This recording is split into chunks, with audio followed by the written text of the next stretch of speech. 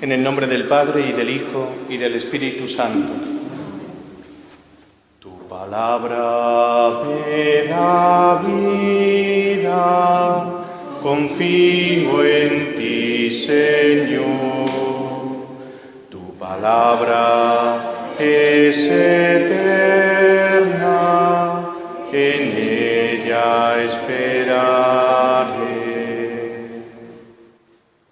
Ven, Espíritu Santo, llena los corazones de tus fieles, enciende en ellos el fuego de tu amor, envía tu Espíritu y todo será creado, y renovarás la faz de la tierra.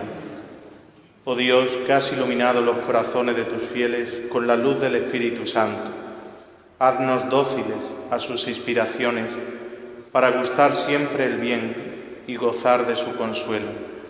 Por Jesucristo nuestro Señor. Amén. Acudimos a la Virgen María, nuestra Madre, ella que acogió la palabra como nadie, con un corazón virginal, con un corazón obediente, disponible a hacer todo lo que Dios quisiese de ella. Rezamos juntos la oración del Ave María. Dios te salve, María, llena eres de gracia, el Señor es contigo. Bendita tú eres entre todas las mujeres, y bendito es el fruto de tu vientre, Jesús.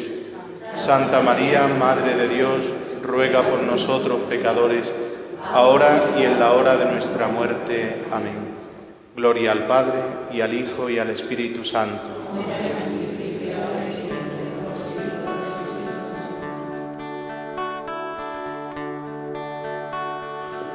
Bueno, pues llegados a este cuarto jueves o cuarta charla cuaresmal, seguimos profundizando en ese mensaje tan fecundo y tan profundo, ¿no?, que el Santo Padre nos ha entregado a toda la Iglesia en esta cuaresma del 2015, ¿no?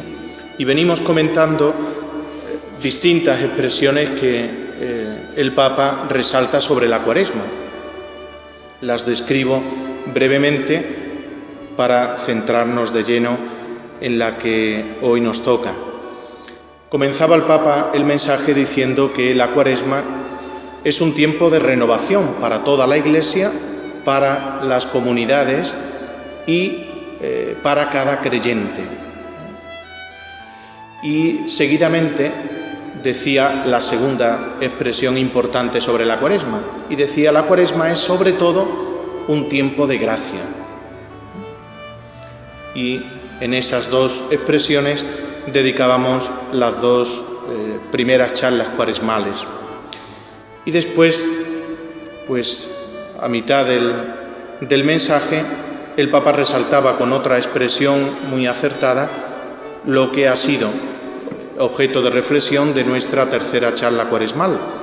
Decía cómo la cuaresma es un tiempo propicio para dejarnos servir por Cristo. Y llegados a esta cuarta expresión del Papa sobre la cuaresma, nos dice que la cuaresma es un tiempo propicio para mostrar el interés por el otro. Conviene, lo primero de todo, ver el contexto de donde sale esta invitación del Papa, porque, como todo, ¿no?, cuando el texto se ve en el contexto, pues se comprende mejor, ¿no? Esta invitación sale del corazón del Papa cuando comenta en su mensaje que también, como individuos, tenemos la tentación de caer en esa actitud egoísta que hoy ha alcanzado una dimensión mundial, como es la indiferencia hacia Dios y hacia el prójimo. Dice él textualmente: estamos saturados de noticias e imágenes tremendas que nos narran el sufrimiento humano y al mismo tiempo sentimos toda nuestra incapacidad para intervenir. ¿Qué podemos hacer para no dejarnos absorber por esta espiral de horror y de impotencia? Y ante esta pregunta, el Papa nos sugiere tres acciones muy concretas. La primera de todas dice: podemos orar en la comunión de la Iglesia terrenal y celestial. Y es aquí donde lanza esa invitación para este año, ¿no?, de las 24 horas para el Señor, que deseo, dice él, que se celebre en toda la Iglesia en los días 13 y 14 de marzo. Nosotros secundaremos esta invitación del Santo Padre y tendremos en nuestra parroquia pues esas 24 horas, ¿no?, para el Señor. Segunda acción concreta, ¿no?, cuando el Papa se pregunta qué podemos hacer, ¿no?, para no dejarnos absorber, ¿no?, por esta espiral de horror y de impotencia, ¿no?, dice, podemos ayudar con gestos de caridad, llegando tanto a las personas cercanas como a las lejanas, gracias a los numerosos organismos de caridad de la Iglesia. Y aquí, concretamente, en esta segunda acción, es donde dice que la Cuaresma es un tiempo propicio para mostrar interés por el otro, que al leerla, pues quise, ¿no?, retomar esta expresión y dedicar pues esta cuarta charla cuaresmal, ¿no? Voy a enunciar la tercera acción, ¿no?, para que veamos el contexto completo, ¿no? La tercera acción de esta pregunta que se hace el Papa para no dejarnos absorber, ¿no?, por esta espiral, ¿no?, de horror y de impotencia ante tanto sufrimiento, ¿no?, como nos llegan a través de las noticias diariamente, dice, el sufrimiento del otro constituye un llamado a la conversión, porque la necesidad del hermano me recuerda la fragilidad de mi vida, mi dependencia de Dios y de los hermanos. Ese sufrimiento nos está recordando, ¿no?, esa llamada a la conversión que todos necesitamos, ¿no?, mirando la fragilidad de nuestra vida y esa dependencia, ¿no?, que todos tenemos de Dios, ¿no? Bien, pues una vez que hemos visto el contexto, ¿no?, de donde el Papa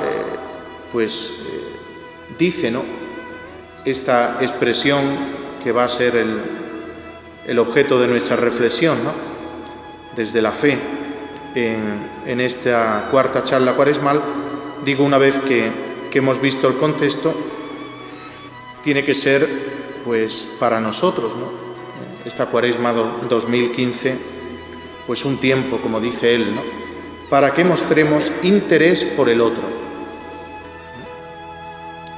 Y quisiera irme, así lo hacía, ¿no?, cuando rezaba y leía el mensaje del Papa, quisiera irme al origen de este interés por el otro. ¿Cuál es el origen de este interés que hemos de tener por el otro? O dicho de otra manera, ¿por qué yo, cristiano, estoy llamado a mostrar interés por el otro? Porque entendería este interés por los miembros de mi familia, por los lazos de la carne y de la sangre que me unen a ellos. Entendería este interés por el otro por mis amigos, por esos lazos, ¿no?, de amistad que se dan entre nosotros.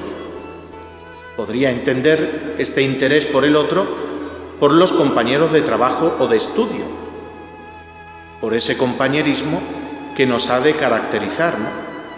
Entendería ese interés por el otro por los miembros de mi comunidad de vecinos, por esa vecindad que nos vincula, ¿no? Entendería el interés por el otro por los miembros de mi parroquia, porque comparto con ellos la fe. Pero ese interés por el otro, sin que este otro yo lo haya tratado jamás, ni lo conozca, ¿por qué? ¿Por qué he de mostrar yo interés por ese otro?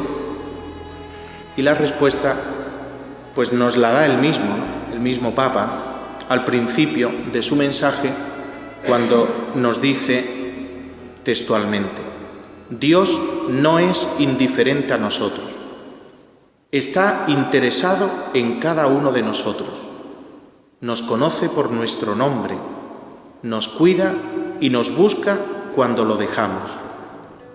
Cada uno de nosotros le interesa.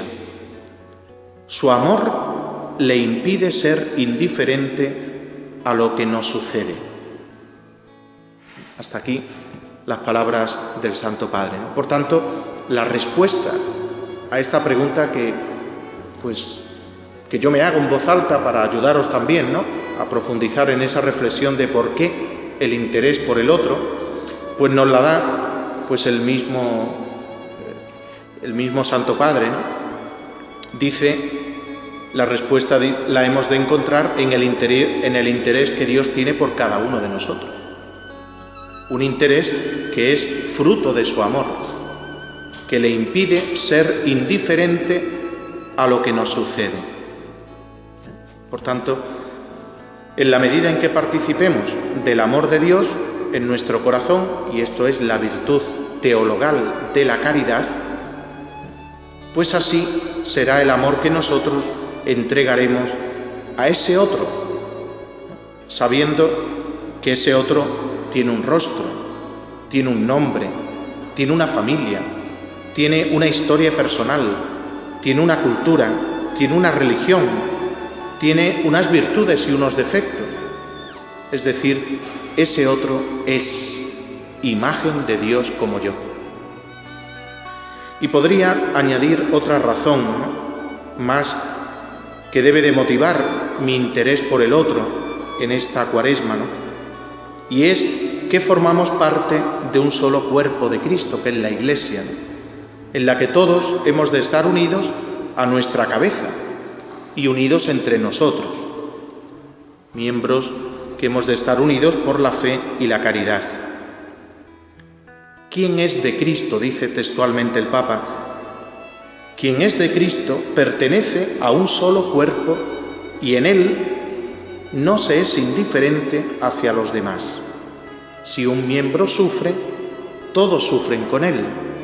Si un miembro es honrado, todos se alegran con él. Por tanto, aquí tenemos, ¿no?, esa luz, ¿no?, para responder a esa pregunta: ¿por qué mi interés por el otro? Primero, porque el interés parte de Dios, que se interesa por cada uno de nosotros y para el cual ninguno somos indiferente. Y segunda razón de peso es porque formamos parte de un solo cuerpo, el cuerpo de Cristo, que es la Iglesia, ¿no? Y por tanto hay una comunión entre todos. Si un miembro sufre, todos sufren, y si un miembro se alegra, todos se alegran. ¿Por quién comienza ese interés por el otro que venimos comentando, o dicho de otra manera? ¿Quién es ese otro? Otra pregunta que nos viene bien hacerla, ¿no? ¿Quién es ese otro, no? Porque ese otro comienza ciertamente por el que tengo más cerca y se extiende como en círculos concéntricos hasta el que está a millones de kilómetros de distancia y seguramente no conoceré jamás. Pero el mismo Papa Francisco se hace eco de un peligro en el que podemos caer y que le ilumina la misma palabra de Dios. Concretamente, él lo pone en el mensaje, la parábola del rico Epulón y el pobre Lázaro. Dice él: o nos refugiamos en un amor universal que se compromete con los que están lejos en el mundo, pero olvida al Lázaro sentado delante de su propia puerta cerrada. Cuando leía estas palabras del Papa, me acordaba, ¿no?, de que a veces podemos querer tener una caridad, ¿no?, con una persona a 2000 kilómetros y no empezar la caridad por el que tengo a mi lado. Y por eso el Papa nos avisa de ese peligro en el que podemos caer y nos pone la parábola del rico Epulón y el pobre Lázaro. Y dice: no sea que nos refugiemos en un amor universal que se compromete con los que están lejos en el mundo, pero se olvida del que está a la puerta necesitando de él. El Papa en eso ha sido, pues, muy lúcido, ¿no?, para hacernos caer en la cuenta, pues, de un peligro que puede darse en nosotros. Es decir, que nos preocupemos del chinito a 2.000 kilómetros de España, dígase un ejemplo, ¿no?, y no me preocupe del que tengo al lado o que puede estar compartiendo incluso, pues, casa o piso, ¿no?, o vecino, ¿no?, o miembro de la comunidad parroquial, que puedo tener uno al lado, y puedo despreocuparme o caer en esa indiferencia, ¿no? Es decir, pues que ese interés por el otro se traduce en mi entrega por aquel que tengo a mi lado, ¿no? Muchas veces viviendo un sufrimiento en silencio o de puertas para adentro. Otras veces en la soledad e incomprensión de muchos. Otras recurriendo a esos foros públicos en los que fácilmente se cae en el anonimato y en los que se busca una compañía, se hambrea un afecto o, por desgracia, se comunica un mensaje subliminal que revela una desesperación que puede terminar en suicidio, como hemos conocido no hace mucho en nuestra ciudad de San Fernando. Pues muchas veces, ¿no?, ese interés, ¿no?, por el otro, pues está ahí, ¿no?, latente en el corazón de muchos, pues que pueden estar, ¿no?, experimentando, pues, ese sufrimiento en silencio, esa soledad, ese hambre, ¿no?, de ser querido, de ser comprendido, de ser escuchado, ¿no? Pues bien, una vez que hemos como clarificado, ¿no?, en qué consiste esa invitación del Santo Padre en la Cuaresma, como tiempo propicio para mostrar interés por el otro, y una vez que hemos caído en la cuenta de que ese interés no nace primeramente en nosotros, sino que nace en Dios, que es fruto de su amor lo que le impide, ¿no?, ser indiferente a lo que nos sucede, os invito, en primer lugar, pues a contemplar ese amor en Dios, puesto que ese interés tiene el origen en Dios, pues contemplemos, ¿no?, ese amor en Dios, ¿no?, y preguntarnos cómo es ese amor, qué características tiene, ¿no?, qué cualidades tiene, ¿no?, ese amor de Dios, ¿no?, para en un segundo momento considerar ese amor en el hombre, dado que el hombre, es decir, es imagen de Dios en la medida en que ama, y ese hombre se frustra y se deshumaniza cuando no ama, cuando ama poco o cuando ama mal. Pues veremos, pues, el ejercicio de la caridad en el hombre. En un tercer momento destacaremos varios peligros que hoy se dan con respecto al amor al prójimo, para finalizar, pues, con un pequeño apartado, ¿no?, que me parece muy necesario, ¿no?, clarificar sobre la diferencia entre la filantropía y la caridad cristiana, porque hoy se confunden con facilidad los términos, se vacían de contenido y se llama amor al prójimo a cualquier cosa. Pues de ninguna manera pretendemos, pues con estos puntos, ¿no?, que os voy a ofrecer, abarcarlo todo, ¿no?, entre otras cosas porque resulta imposible, ¿no?, pero sí ofrecer unas pistas, ¿no?, como unas ráfagas, ¿no?, de cuanto el Espíritu Santo querrá iluminar en nuestras mentes y mover nuestras voluntades para salir de nosotros mismos y encaminarnos hacia el hombre, hacia el otro. Ese que preciosamente el Papa Juan Pablo II, San Juan Pablo II, decía cómo el hombre es el camino de la Iglesia. Es decir, el camino que ha de recorrer la Iglesia es precisamente el hombre, ¿no? Y lo decía en su primera encíclica, al comienzo de su pontificado, en la encíclica Redemptor Hominis, el Redentor del hombre, decía: este hombre es el primer camino que la Iglesia debe recorrer en el cumplimiento de su misión.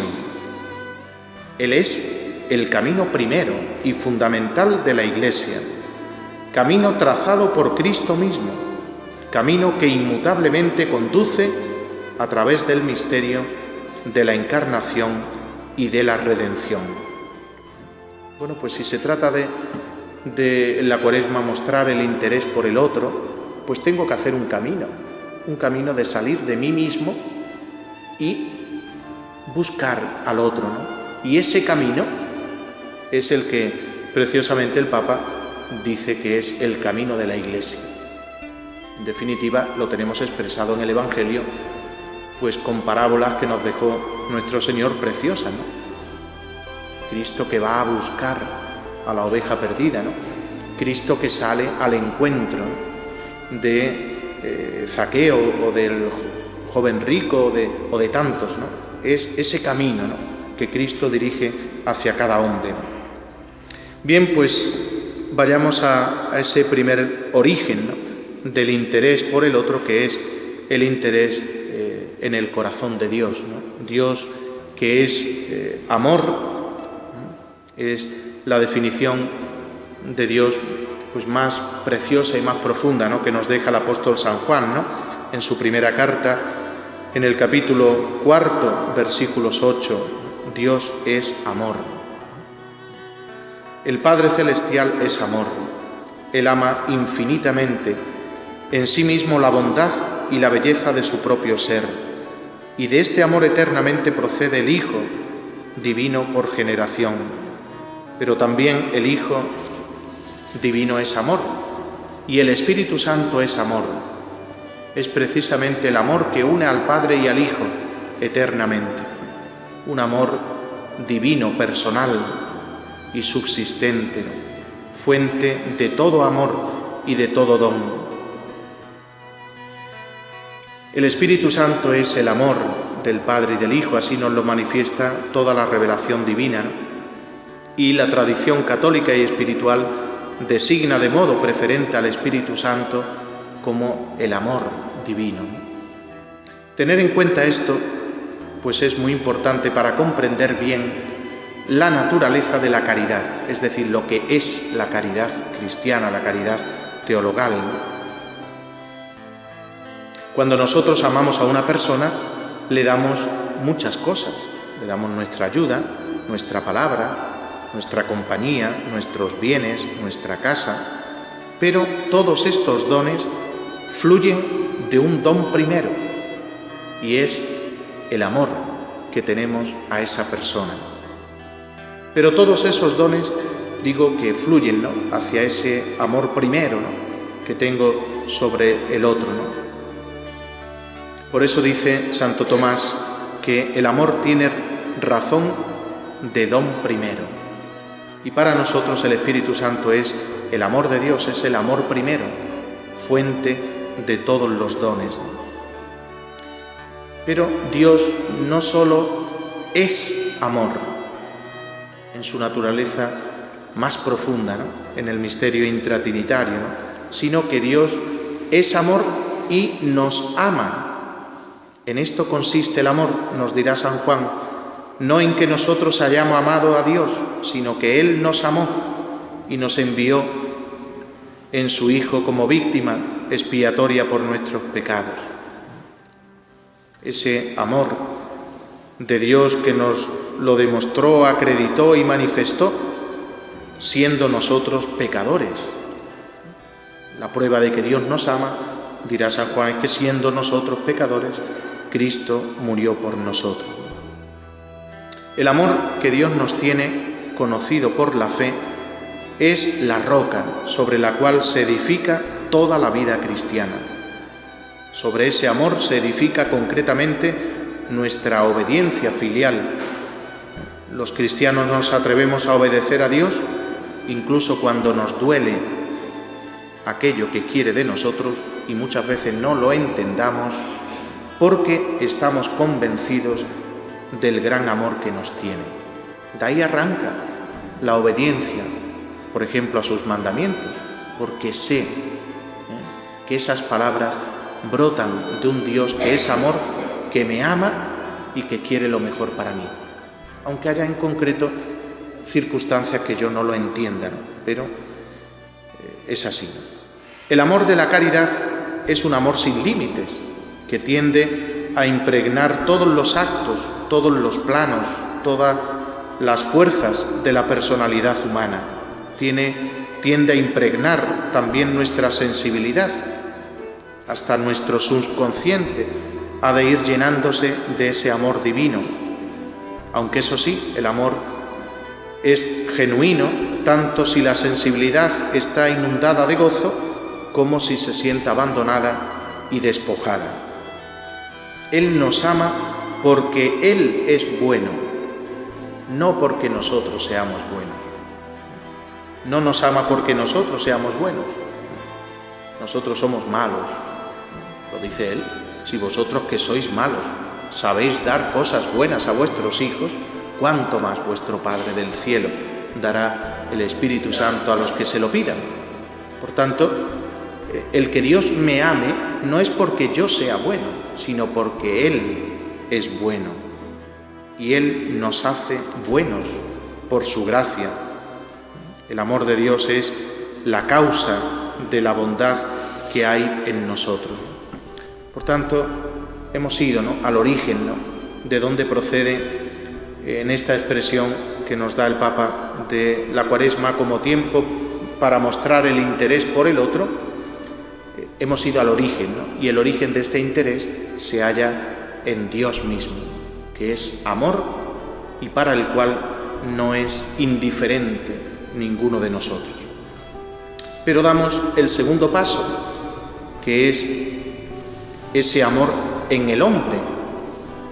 Ese amor en nosotros es participación del amor de Dios, ¿no? Dios ama porque Él es bueno y nosotros amamos a nuestros hermanos porque Dios ha puesto su bondad en nosotros.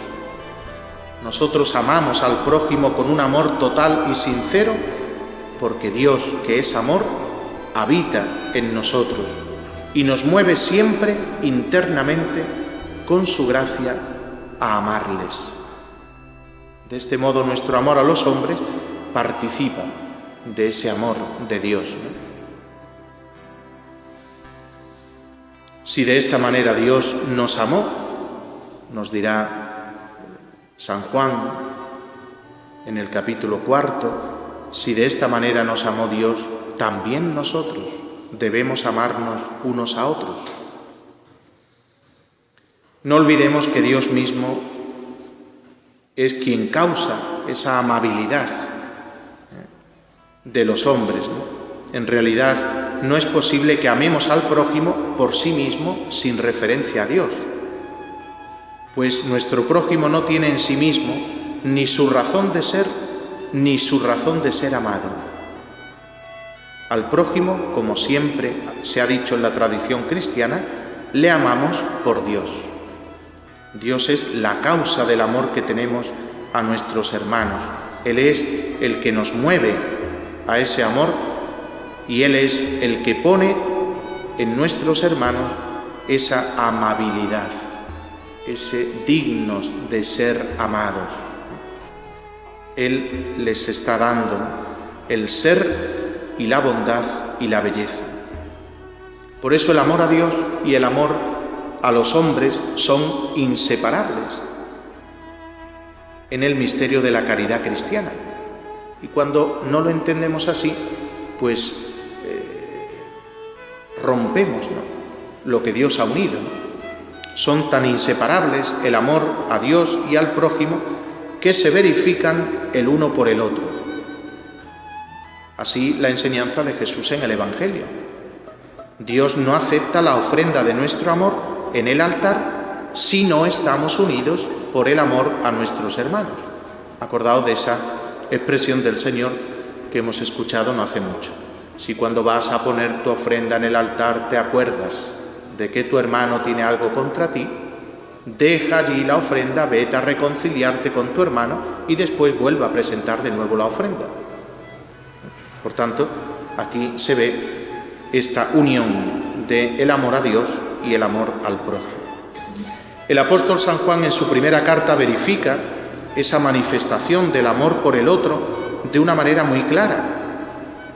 Recordad esa expresión en su primera carta de Juan, en el capítulo 4, cuando dice: si uno dice amo a Dios, pero aborrece a su hermano, es un mentiroso.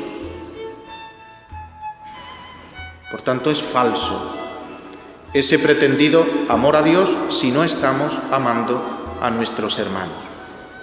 Pero también por el otro lado, nos dice San Juan que conocemos que amamos a los hijos de Dios en que amamos a Dios y cumplimos sus mandamientos. Por tanto, el amor a Dios y el amor al prójimo se verifican mutuamente, son inseparables. El amor al prójimo tiene cierta primacía en el ejercicio sobre el amor a Dios mismo, aunque éste sea el amor principal y más excelente. San Agustín nos lo dirá como maestro y doctor de la Iglesia, nos dice: el amor a Dios es el primero en la jerarquía del precepto, pero el amor al prójimo es el primero en el rango de la acción. Tú, que todavía no ves a Dios, amando al prójimo, haces mérito para verle. Fijaos, esta unión tan inseparable como San Agustín preciosamente nos lo deja descrito. Es una doctrina que encontramos pues en todos los maestros, ¿no?, de vida espiritual, ¿no? Por ejemplo, en Santa Teresa, cuyo aniversario estamos celebrando, en las Quintas Moradas, en el capítulo 3, nos dice: cuando yo veo almas muy diligentes en atender la oración que tienen y muy encapotadas cuando están en ella, me hacen ver cuán poco entienden el camino por el que se alcanza la plena unión con Dios. Piensan que allí está todo el negocio. Pues no, hermanas, que no. Obras quiere el Señor. Y si ves alguna enferma a quien puedes dar algún alivio, no se te dé nada de perder esa devoción y te compadezcas de ella. Y si tiene algún dolor, te duela a ti. Y si fuera menester, ayunes para que ella pueda comer. Cuando os vierais faltas de esto, aunque tengáis devoción y regalos y alguna suspensioncilla en la oración de quietud, creedme que no habéis llegado a la unión, y pedid a nuestro Señor que os dé con perfección este amor al prójimo. Expresión de Santa Teresa. Pues demos un paso más a la hora de ver cuáles son los peligros respecto del amor al prójimo, ¿no? Porque hemos de estar atentos, ¿no?, que hoy se dan pues varios peligros, ¿no?, con bastante frecuencia a la hora de entender el amor al prójimo. El primero de ellos es que algunos hoy secularizan el amor al prójimo, como si no tuviera su fuente en el amor a Dios y en el amor de Dios a los hombres. Ese es un peligro que hoy pues se da con mucha facilidad. Un segundo peligro es el de aquellos que identifican el amor a Dios con un amor absoluto al prójimo. Varios autores protestantes y algunos autores católicos que le siguen más o menos de cerca, de tal modo identifican el primer mandamiento y el segundo, como si siempre que se amase a los hombres, se amase necesariamente a Dios, y como si Dios no fuera en sí mismo el objeto primero e inmediato de la caridad evangélica. Estas enseñanzas está claro que se apartan de la doctrina bíblica y de la tradición católica. La Sagrada Escritura no identifica sin más nunca el amor a Dios y el amor al prójimo. Pero se da un tercer peligro, que es aquellos para quienes el hombre debe ser amado en sí mismo, no por Dios, como si estimaran que la referencia del amor a Dios en el amor al prójimo, debilitara en algo este amor al prójimo o lo vaciara de su autenticidad. Pero esto es un error, y un error grave. Pongo el siguiente ejemplo para dar un poco más de luz a esto que estoy comentando. Si alguien nos dijera, por ejemplo, amad a vuestros hermanos, pero prescindiendo de que tienen alma, pues pensaríamos que ese alguien está loco. ¿Qué ganan nuestros prójimos que le amemos pensando que no tienen alma? ¿Cómo le podremos amar si prescindimos de aquello que en ellos es más real y más precioso? Pues así, de un modo análogo, ¿cómo podremos amar a nuestros hermanos prescindiendo de la relación que tienen con Dios? Nuestros prójimos, privados de Dios, realmente se quedan en nada. Es Dios la causa de su ser, la causa de su bondad, la causa de su amabilidad. Sino en el supuesto, por ejemplo, erróneo quiero decir que pudiésemos amar al otro en sí mismo, no por Dios, decidme cómo podríamos amar a uno loco, a un criminal, a una persona subnormal o a una persona que para la comunidad o la familia es un puro lastre, que es una causa continua de sufrimiento. ¿Cuál es la razón de la amabilidad de seres humanos de esta categoría? Sin Dios, pues no tiene sentido, ¿no?, ese amor. Y aquí venía a destacar ese excursus, digamos, que me parece sumamente importante, ¿no?, para distinguir lo que es la filantropía de la caridad, que no se pueden identificar, nunca. Por eso digo que, llegados aquí, permitidme que haga una aclaración que me parece muy importante y de mucha actualidad, y además que hoy se confunde no solo en el ámbito extraeclesial, es decir, hacia afuera, sino dentro de la Iglesia misma. Y es lo siguiente: filantropía y caridad no pueden identificarse. Son dos modos de amar distintos, dos clases distintas de amor, ¿no?, que es preciso distinguir, porque el que no distingue confunde. Filantropía es amor de naturaleza, y por supuesto de naturaleza carnal, herida por el pecado. No existe la naturaleza pura, existe la naturaleza herida por el pecado. La filantropía es amar al otro, pero en ese amor natural, ¿no? Mientras que la caridad es gracia, es don sobrenatural.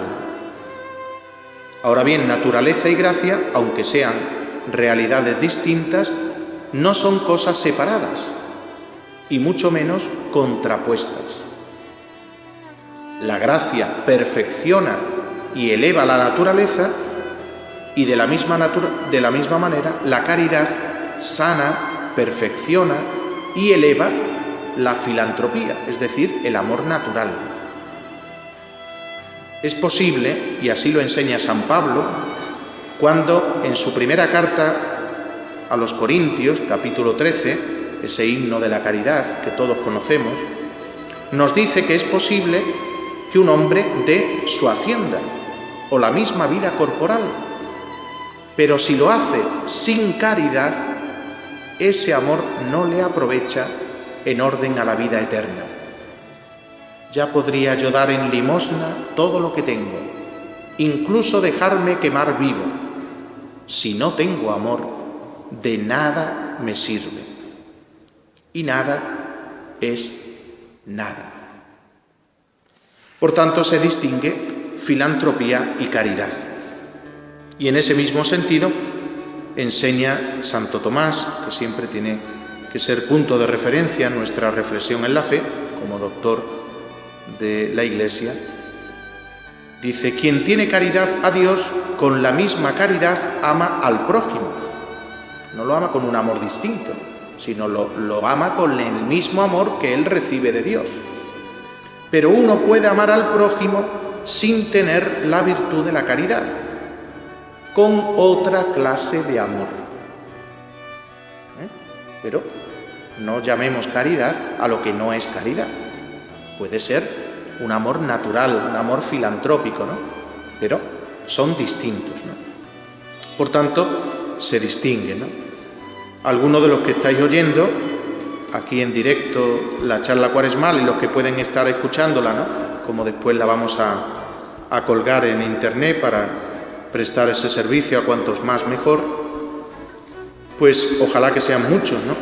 No porque me escuchen a mí, sino porque el bien que estas charlas cuaresmales puedan hacer, si se escuchan con fe, pues es muchísimo, ¿no? Digo que muchos os preguntaréis, bueno, pero realmente ¿es que se distinguen concretamente filantropía y caridad? Si son distintos, ¿se distinguen? Pues mirad, se distinguen por los motivos. Se distinguen por el fin que alcanza, se distinguen por los medios que usa tanto el amor natural como el amor sobrenatural. Se distinguen por la eficacia y se distinguen por el premio que alcanza cada una de ellas. Por tanto, se distinguen por bastantes cosas. Bueno, pues, aunque sea brevemente y una pincelada, vayamos a resaltar estas distintas distinciones, ¿no? Pues para que veamos que no es igual, ¿no? El amor de filantropía al amor sobrenatural de la caridad. El amor filantrópico ama al hombre por sí mismo, por los mismos valores naturales que yo veo en el otro: salud, belleza, fuerza, bondad, inteligencia. Ama a los hombres sin relación con Dios. Y claro, cuando los ama así, pues es un amor que se debilita, que se cansa de amar. O es un amor que cesa cuando disminuye esos valores, es decir, cuando veo pues que cesa la salud, o cesa la belleza, o cesa la bondad. Uno, si ama con amor natural, deja de amar al otro. Por ejemplo, cuando una persona deja de ser bella, agradable, inteligente, servicial, pues el amor natural deja de amarle.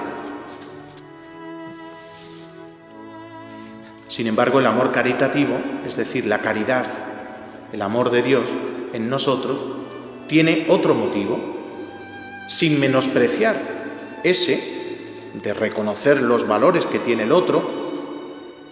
La caridad le ama movido por el amor mucho más sublime, porque es el amor de Dios, con una irradiación que es gratuita y difusiva de su bondad.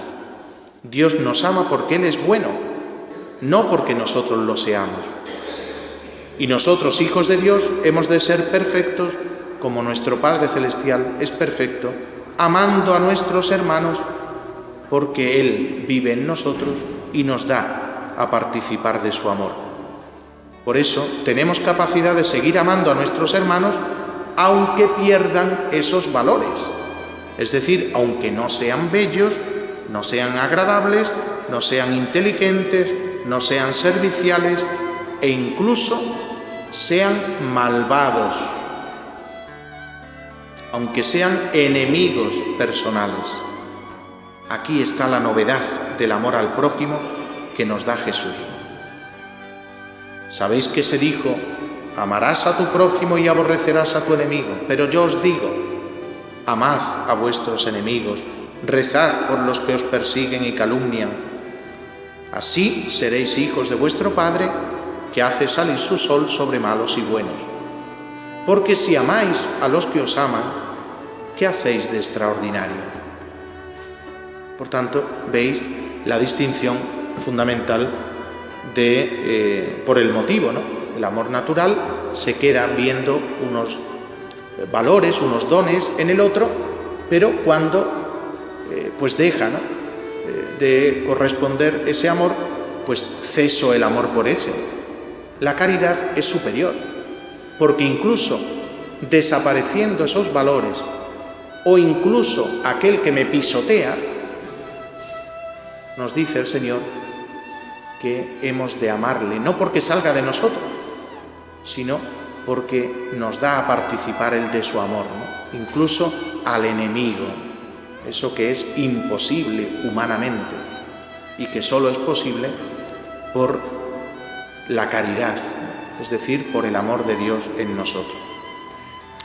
Filantropía y caridad se distinguen también por el fin. La filantropía pretende el fin natural del hombre amado, el fin temporal, pero la caridad, al mismo tiempo que pretende esos bienes temporales, más todavía pretende el bien sobrenatural y eterno, que va unido a la glorificación de Dios en el mundo. Es decir, no solamente quiero el bien para el otro, sino quiero el bien más sublime, que es su salvación eterna. Filantropía y caridad se distinguen también por los medios. La filantropía es el amor que para conseguir sus fines usa medios exclusivamente naturales. La caridad, en cambio, usa medios naturales y sobrenaturales. Por eso, cuando una persona quiere amar sobrenaturalmente al otro, que es la caridad cristiana, pues tiene que usar los medios sobrenaturales. Claro, cuando a mí me cuesta, por ejemplo, perdonar al otro, pues no basta que yo me lo repita 40 veces, sino que tengo que recurrir a la gracia de Dios, para que sea la gracia la que me posibilite hacer ese acto de caridad que sobrepasa mis posibilidades. Pensemos, por ejemplo, pues en unas religiosas asistenciales, ¿no?, que dedican su vida a la atención abnegada a los pobres, a los más miserables. Pues estas religiosas, para su dedicación continua a los hermanos, emplean como medio potenciador de su acción la oración, los sacramentos, su vida virginal, al mismo tiempo que otros medios naturales, las medicinas, los alimentos, el hacer casas, y lo hacen de tal modo que los mismos medios naturales son empleados según la lógica de la fe y según la potencia de la caridad sobrenatural. No quiere decir que uno desprecie, ¿no?, ni mucho menos, ¿no?, los medios naturales, ¿no?, pero la motivación es otra bien distinta, porque si no, dejaríamos de amar muy pronto al otro. También la filantropía se distingue por su eficacia, por su fuerza efectiva. La fuerza benéfica, por ejemplo, de una ONG, formada por agnósticos, bien intencionados, suele ser muy inferior a la fuerza benéfica de una misión católica. En esta, el amor muestra una abnegación, una capacidad de entrega y una duración de años, de decenios, que difícilmente se encuentran en una ONG basada, como digo, solamente en un amor natural, compasivo. Algo semejante podríamos decir al comparar, por ejemplo, un matrimonio civil basado en el amor natural con un matrimonio sacramental, basado en la fuerza del amor de Cristo. Esas bodas civiles fácilmente terminan en divorcios, mientras que el matrimonio sacramental cristiano, edificado sobre la roca de la fe, de la esperanza y de la caridad, muestra una fuerza de amor, de perduración de la caridad, que raramente se muestran en los matrimonios meramente civiles, ¿no? Y es porque, pues muy por encima del amor natural del uno al otro, pues está la gracia de Cristo, ¿no?, que me hace posible, pues amar al otro incluso, ¿no?, cuando no me veo correspondido, cuando son tantas circunstancias las que a veces, ¿no?, pues imposibilitan el amarse, y cuando uno pone al Señor en el centro es capaz, ¿no?, de amar y de perdonar cualquier cosa. Y por último, filantropía y caridad se distinguen también por el premio. La filantropía no consigue de suyo el bien eterno de sus amados, ni tampoco logra la vida eterna, porque el amor filantrópico no se funda en Dios, sino en ese amor natural que sale de uno, ¿no? Ya lo dice San Pablo en el himno a la caridad, ¿no? Si no tengo caridad, no soy nada, ¿no? Si entregara toda mi hacienda a los pobres y diera mi cuerpo incluso al fuego, si no tengo caridad, de nada me aprovecha.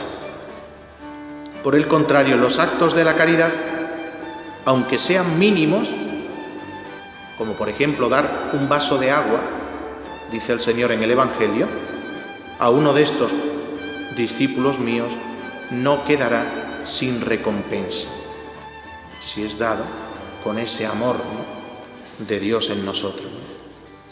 El hecho de que distingamos estos dos modos de amar no debe llevarnos como cristianos a mirar con menosprecio y menos aún con aversión ese amor natural.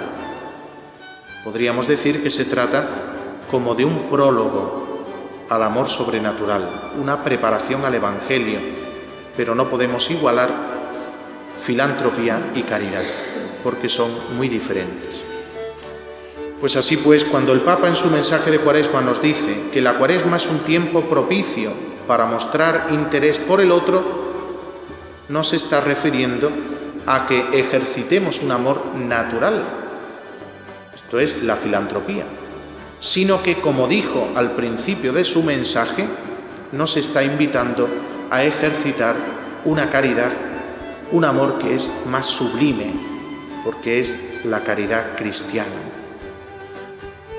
Dios no nos pide nada, dice el Papa en su mensaje, que no nos haya dado antes. Nosotros amemos a Dios porque Él nos amó primero. Él no es indiferente a nosotros, está interesado por cada uno de nosotros, nos conoce por nuestro nombre, nos cuida y nos busca cuando lo dejamos. Cada uno de nosotros le interesa, su amor le impide ser indiferente a lo que nos sucede. Por consiguiente, el Papa habla claramente del amor de Dios, es decir, de la caridad cristiana.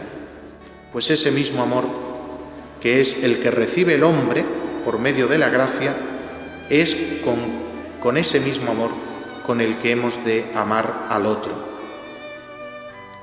Quiere esto decir que para un cristiano, pues esa filantropía es un amor deficiente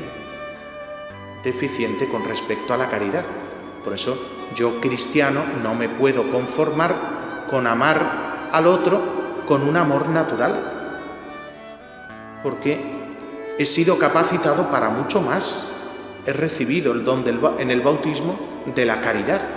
Por tanto, conformarse con amar de un modo natural, pues es, en el fondo, frustrar, ¿no?, el amor que Dios ha depositado en mí, que está llamado, ¿no?, a ser un amor universal, ¿no?, personal y a todos, ¿no? El Papa nos invita a que ese interés por el otro tenga un signo concreto, aunque sea pequeño. Pequeño es, por ejemplo, el signo de preguntar al que tenemos a nuestro lado, ¿qué tal estás? Pequeño es, por ejemplo, el signo de ver a una persona cargada con las bolsas de la compra, que va en busca o que va en nuestra misma dirección, y decirle, ¿le puedo echar una mano? Pequeño es, por ejemplo, el signo de ayudar a una persona a cruzar la calle, que suele estar siempre muy transitada de coches, motos y bicicletas, ¿no? Pues si el Papa dice que ese amor al otro se exprese en un signo concreto, pues un signo concreto, por ejemplo, es indicarle a una persona que con el coche está dando marcha atrás y se acerca a otro, por ejemplo, ¿no? Bueno, pues es un signo. ¿Qué puedo pasar de él? Puedo ser indiferente y pasar de largo. Pero ya estamos cayendo en esa indiferencia de, pudiendo mostrar el interés por el otro, no hacerlo. ¿Veis? Son pequeños signos, pero en los que muchas veces se muestra la calidad, ¿no?, y la hondura de un alma, en los pequeños detalles, ¿no?